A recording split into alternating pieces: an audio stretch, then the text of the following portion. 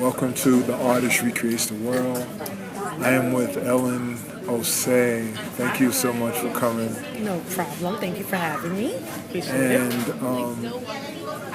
tell us about your artistry, or I should say your projects. Okay. Well, I have a lot of projects coming up, but I guess I'll start talking about how I developed my projects and Yes. how I came to love my projects. So I guess consider myself a humanitarian. A what? A humanitarian. Oh, humanitarian. Yes, I'm an entrepreneur. Yes. I'm a woman empowerment enthusiast. Love all those hats. Yeah, and I discovered all of this by doing pageants. Everything that I'm doing right now kind of came into fruition by doing pageantry. And it's something that I never thought would actually get me to the point I am in life right now. But it did. And since then, I've been very passionate about just letting people, supporting people and following their dreams and helping them learn how to find their passion in non-traditional avenues. So the first, let's see, where should I start? Which one do you think I should start talking about first? I like the one that you were telling me about that helps the woman understand how she's not just to succumb to culture, Yes, but of to course. use her creativity. Okay. Which one was that? Okay, so that's class management. Class management. So so forward, backward. So class management stands for Circle of Ladies Above Societal Standards. And what I aim to do with this organization is support women who are aspiring entrepreneurs or leaders and helping them follow whatever it is that their heart or their passion desires, their heart desires. Passion desires? Yeah, passion I don't desires, heart edit whatever desires. comes out.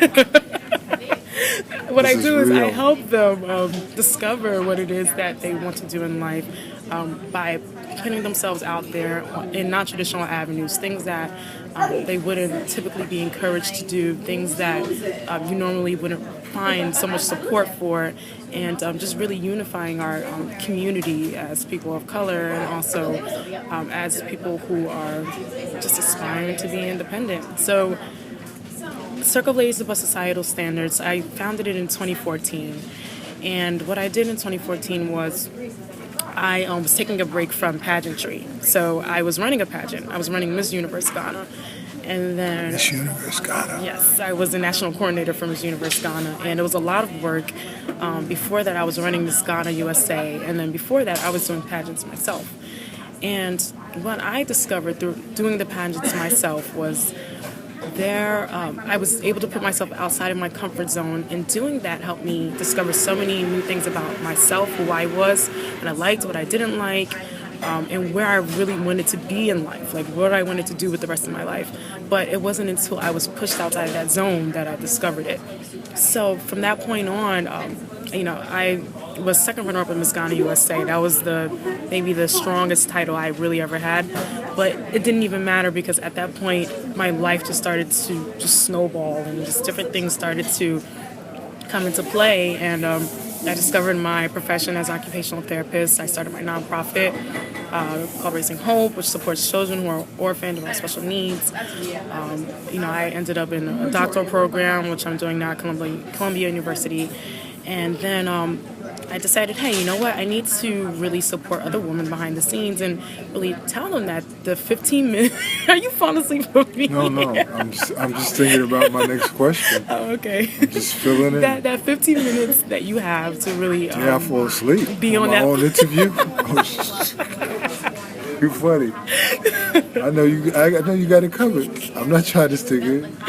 That 15 minutes that you have to really put yourself on a public platform, and it's really 15 minutes that you have to really make a huge impact and change the world and yourself. So there were a lot of women I ran into. They were doing these pageants that started to do platforms that revealed a lot about themselves. So I remember running into one girl that told me how she struggled with depression, and then her whole platform was suicide prevention.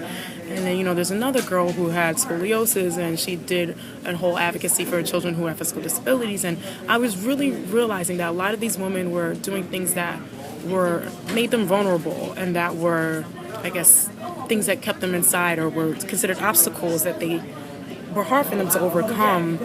And they use it as a tool to overcome through doing pageantry. So at that point, I'm like, wow, you know what? There must be a lot of other women out there who aren't thinking that pageants can really help them, I love it, yes. overcome, things like this. So why not create an avenue for those women to do the same, to be able to put themselves out there, to be able to overcome obstacles or things that they feel like are holding them back from being who they really want to be and who they are, and find the true beauty in themselves and in their story, because I believe that your story is what makes you beautiful, and the passion that comes out of your story and what you've been through is what makes you beautiful. So that's my plug right there. So see, I wanted you to develop that because to me that's where the artistry is, and you're a person as an artist that is a little bit more developed. In the next segment, I'd like to talk about where you get your energy from, or where did you learn how to handle your energy. But you're an artist that has been able to develop and understand that you use those multiple hats. right. This is what we always talk about in the series, that you use your multiple hats and make them work, or make them tie in. Use your spirituality or the universe to make them tie in and become a creator. And then you bring value, you add value with the products that you offer people. That's true. I mean, that's exactly what I did. I mean, I wanted to find a way to tie everything that I loved doing into what I was doing with my life. Even when it came to my career, to my nonprofit, to doing pageants, it was like all of this has to have a purpose and a meaning. And, I want it to be something that I do and I pursue every day.